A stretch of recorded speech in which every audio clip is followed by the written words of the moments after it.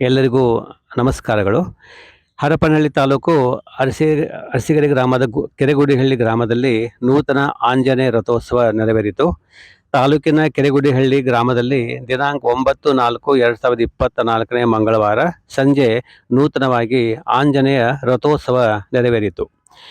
ಶ್ರೀಮದ್ ಉಜ್ಜಯಿನಿ ಸದ್ಧರ್ಮ ಸಿದ್ಧಲಿಂಗ ಶಿವಾಚಾರ್ಯ ರಾಜದೇಶಿ ಕೇಂದ್ರ ಮಹಾಸ್ವಾಮಿಗಳು ನೂತನ ಆಂಜನೇಯ ರಥಕ್ಕೆ ಕಳಸಾರೋಹಣ, ಹೋಮ ಹವನ ಮತ್ತು ಉತ್ಸವ ಮೂರ್ತಿಗೆ ಮಹಾರುದ್ರಾಭಿಷೇಕ ವಿಶೇಷ ಪೂಜೆ ನೆರವೇರಿಸಿ ಮಾತನಾಡಿ, ಈ ವರ್ಷ ಉತ್ತಮ ಮಳೆ ಬೆಳೆಯಾಗಿ ರೈತರು ಬೆಳೆದ ಬೆಳೆಗಳಿಗೆ ಬೆಂಬಲ ಬೆಲೆ ಸಿಗಲಿದೆ ಎಂದರು.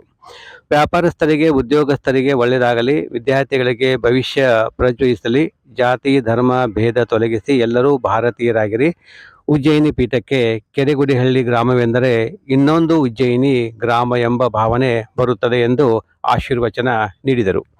ಈ ಸಂದರ್ಭದಲ್ಲಿ ವಿವಿಧ ವಾದ್ಯಗಳಿಂದ ವಿಜೃಂಭಣೆಯಿಂದ ರಥೋತ್ಸವ ನೆರವೇರಿತು.